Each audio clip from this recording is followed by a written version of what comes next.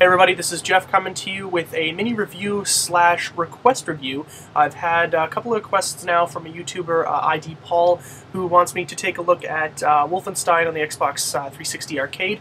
And I've got a few minutes now in between school and doing some homework here, so I figured I might as well take a look at it and put something up on the channel until episode 615 comes out on Monday. So I'm also going to do, in conjunction with that, I'm going to review the same game on the iPhone, just because it's the same game anyway. And look for episode 15 because we are doing a review of the new console Wolfenstein on the Xbox 360. So if you're a Wolfenstein fan, definitely take a look at that.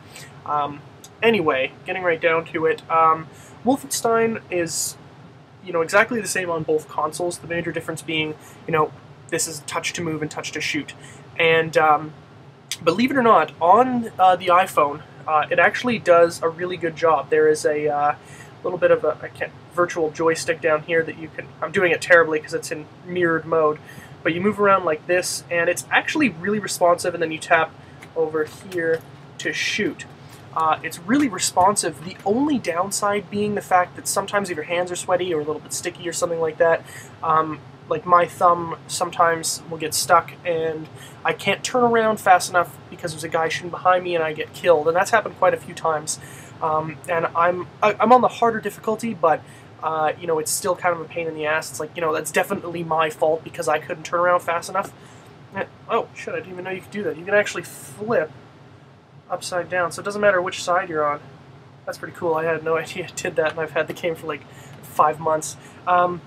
You don't have the control issue on the Xbox 360 because you're using like thumbsticks, so it's a lot easier to move around, and it's a lot quicker too and more responsive. The only buttons you're using are the trigger here and to shoot, and then your thumbsticks to move around, and it works really well as well.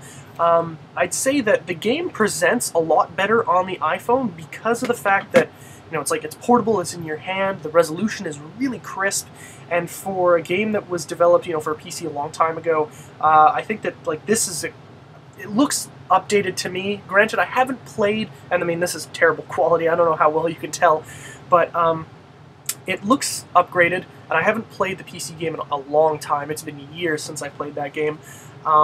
Which, by the way, you should definitely check out if you have the ROM of it or somewhere, and if you don't want to buy either of these. On the Xbox 360, however, because I've grown so accustomed to games with like phenomenal graphics, as Tom would say, phenomenal. When I play a game on the 360, even if it's an arcade game, I kind of expect a certain standard from it, even if it's a throwback. So it's a little disappointing, even though on here I'm ridiculously impressed. So that's just my own stupid opinion, but it looks exactly the same on the TV. It looks a little stretched out though because of my widescreen sharp TV over there. So that's the only bad side. Audio on here is fantastic. It's definitely some of the crisper audio I've heard. However, because of where I put my hand when I play the game like this, it covers the speakers. So I mean, if you're playing it, you've got the headphone jack here, so you can just plug in your headphones and listen to it like that. But because it's on my phone, I never use headphones. But, I mean, I don't really particularly listen to the music anyway. It's kind of that repeat, but it's definitely got some nostalgia to it, so that's alright. On my Xbox 360 and my TV, the audio is a little crackly, and I'm not quite sure if that's just because it hasn't been adapted for a higher fidelity system, or if it's just, the fact that maybe I have my speakers tuned a little bit awkwardly for the game itself, and it's just a little bit too loud, and it's not supposed to be that loud. So, either way, the game is just really fun to play. If you've never played the old Wolfensteins, it's a classic id game. It's probably one of the more influential PC games of all time. It was before Doom, it was before Quake, before all these other games that just made PC gaming this staple, and definitely first-person shooters put these kind of games on the map. So this is a classic one, and super one-dimensional. You go through all these rooms and corridors looking for keys, you fight dogs and just regular Nazis, and then higher up Nazis and stuff like that, until you get to the boss Mecha Hitler at the end, who's it's Hitler in a robot, and you just You just blast the shit out of him until he dies, and you know, it's really fun. It's mindless fun. The good thing about it being portable for the iPhone or iPod Touch is that, you know, you can just jump in, play it, you know, a couple levels really quick on the bus or on the train or wherever you are, or, you know, if you're on break at work or something like that, or school, and then, you know, just, you know, hit the home button and you're back, and it saves your progress. Even if you're like in the middle of being shot at, hit the home button, you're right back at your home screen. You can turn the phone off later and then come back to it, and you'll still be right where you are. So it does a great job of like instantaneously saving your progress right where you are. On the 360, however, you got to finish the level before you can save your progress. But I mean, if you're going to be playing a console game, you're going to want to sit down a little bit longer anyway. So I don't think that's much of a deal. When I bought it here on the iPhone, it was $1.99, and I haven't done any research because it's kind of just like a pickup video. I think it might still be $1.99, but either way, it's worth the value. I know that the new Wolfenstein RPG has just come out, and it's like $2.99, so I don't think it's going to be any more expensive than that. And I think for the Xbox 360, it is 400 points, so that's like $5 or something, and it's a fantastic value.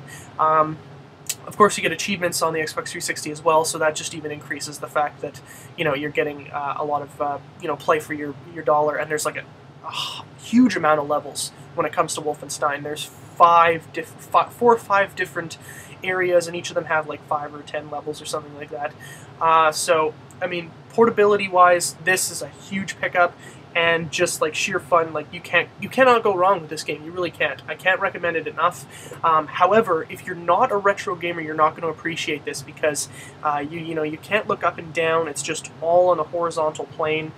So you know, it's pretty archaic in design. It's like, you know, up, down, left, and right, forward, back, and stuff like that, strafe, and shoot. So there's no real, you know, you're not tossing grenades and stuff like that. You're just picking up treasures, keys, killing Nazis. And in a video game, what more do you need? So my final verdict is definitely, you know, if you're interested in old games like this, if you're a big fan of the new Wolfenstein and you want to know where these games came from, definitely check them out. You know, it's just a minor investment, and you're going to have tons of fun playing them. So stay tuned for episode 15, which is going to be on Monday, where we're going to take a look at Batman Arkham Asylum, Shadow Complex on the Xbox 360 Arcade, Xbox 360 Arcade, and Wolfenstein on the Xbox 360 as well.